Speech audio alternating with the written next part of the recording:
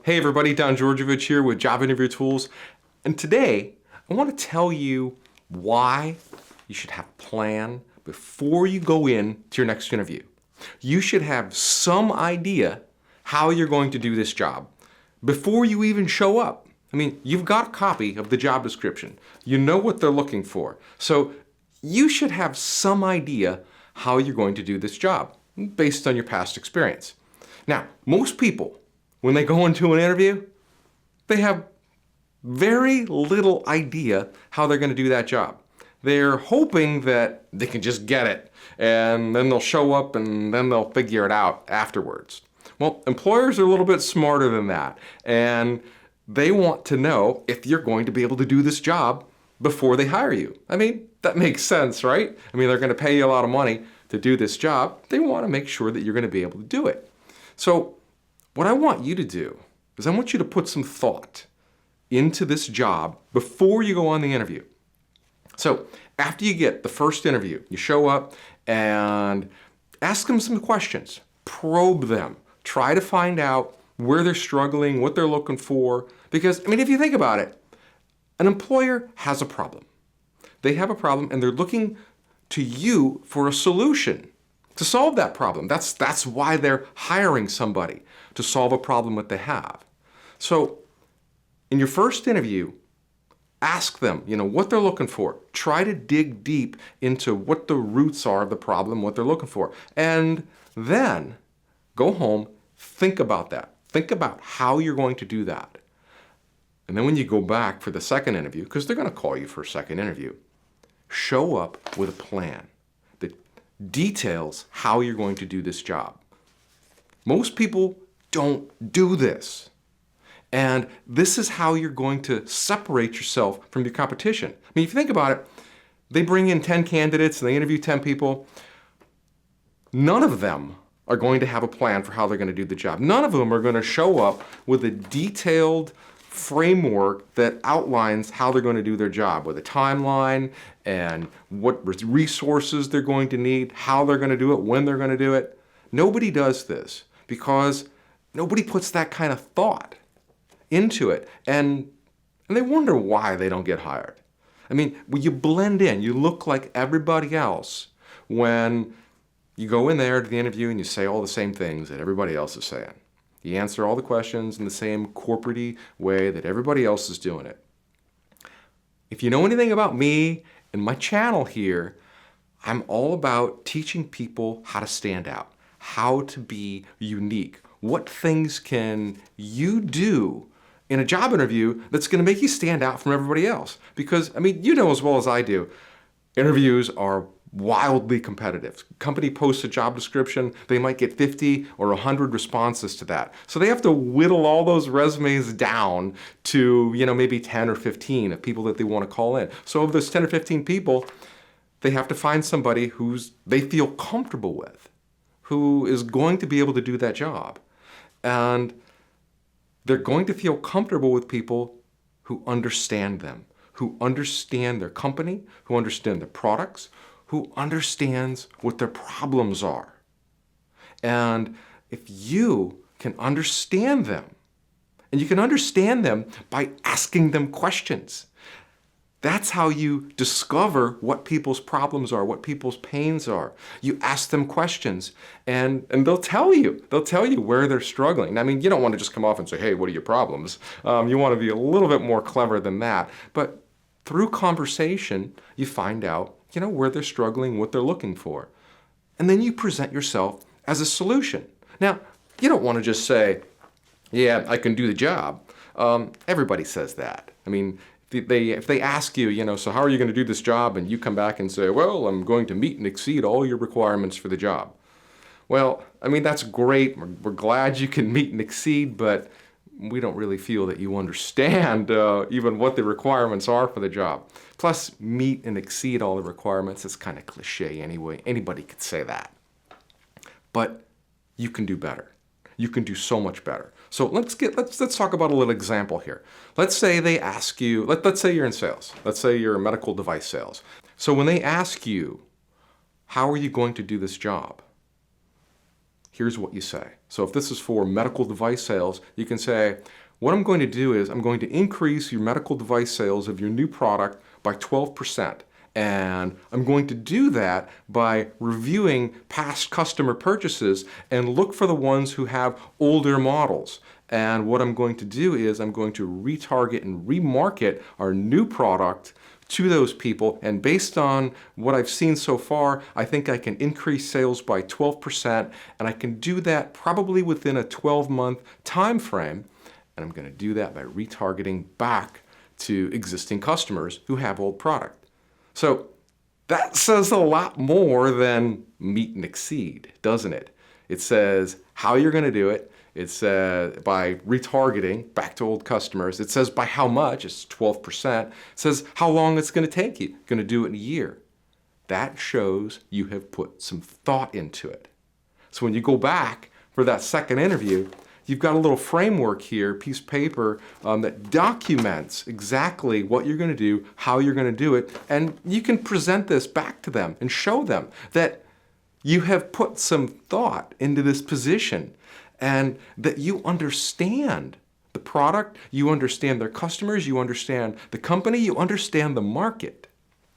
And this is going to put you miles above everybody else who comes in for that job. Because they're just going to go in and they're just going to interview like everybody else. And they're going to say, yes, I can do that because I've done it before. They're not going to go into the details. They're not going to give the specifics. They're not going to have a hardcore plan for how they're going to do that job. And that's how you're going to separate yourself from your competition. That's how you're going to do it. And when you're more specific with your choice of words, and using words that they're used to hearing. Maybe you grab some of the words from the job description, some of the industry words, keywords, buzzwords, and you use those in your language back to them during the interview. You're going to relate to them a lot more than everyone else because you're speaking their language. And they're going to start to think and feel that you're one of them. I mean, you're talking like them. You sound like them. You understand their problems. This is how you're going to go farther. This is how they are going to see a confidence in you that they don't see with everyone else because you're like them. It's like, it's like you're one of them. You're just not employed yet. And what they're going to want to do is say, come on in here. I think you would be happy here. You're going to fit in with this group of people because we're all like-minded. We all share the same thoughts. And we have the same goals. We have the same values, the same principles. This is how you stand out. You can't just go into a job interview and give the right answers. It's not like a test in college where it's right or wrong. I mean, you can go in to a job interview and you can give all the right answers. Every question they ask, you can give them the right answer. But if you do it like this and you answer each question in a real monotone voice and there's no feeling in it, it doesn't matter. It doesn't matter. You're giving the right answer, but you're failing. And that's what so many people do. They go in, they give the right answers, and they still fail the interview. And then they scratch their head and they're like, why? I said everything they wanted to hear. Why didn't they hire me? It's because you had no feeling, you had no passion, you didn't understand them. And that's what I'm trying to get through to you. You want to understand them. And when you can understand them, then they're going to want to bring you in. They're going to want to invite you in because, like I said, you're one of them. You share the same thoughts, the feelings, the same goals. You have a plan for how you're going to solve their problems.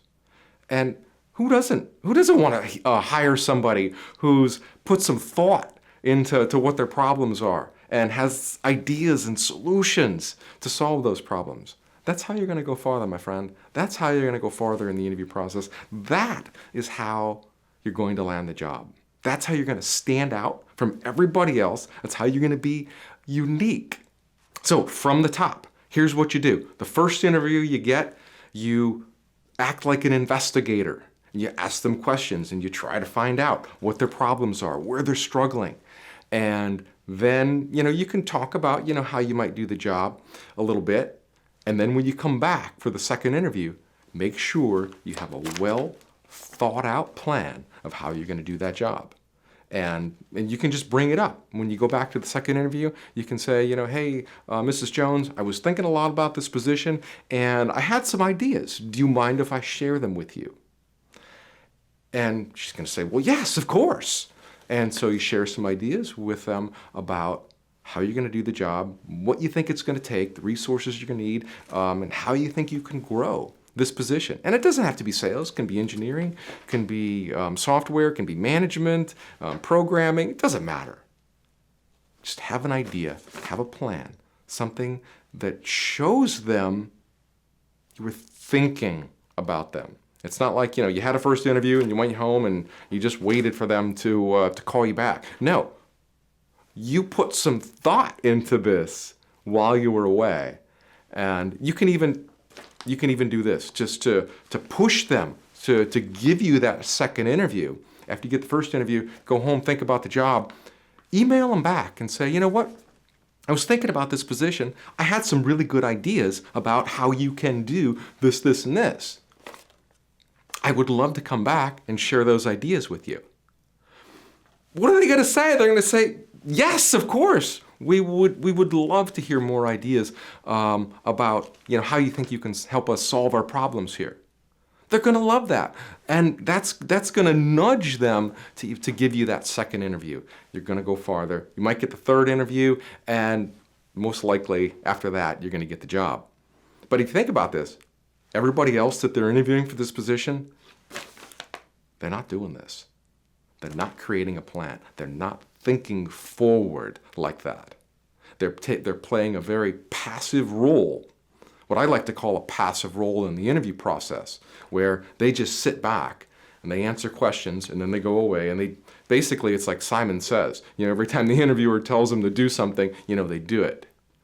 What I would encourage you to do is to have an active role in the interview process. Don't just sit back and let them tell you what to do. Be a forward thinker. Be active. Volunteer more information. Show them you've thought about this. Challenge them. Say, hey, have you thought about this? Have you thought about that? It's almost like you're a consultant to them, and you're coming in and you're giving them suggestions and ideas for how they can solve problems, how they can sell product, whatever it is, how they can manage people. You're helping them. You're helping them for free, basically.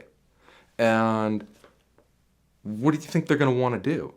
If they like your ideas, they're going to want to invite you in so you can help them work on those issues that they have in this position, in the company, in the department, whatever it is.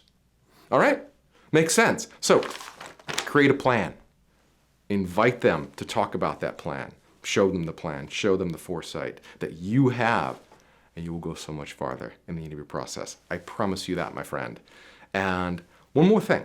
If you would like to go farther in the interviewing process and learning how to answer questions, I've got a great guide here. This is called the Complete Interview Answer Guide.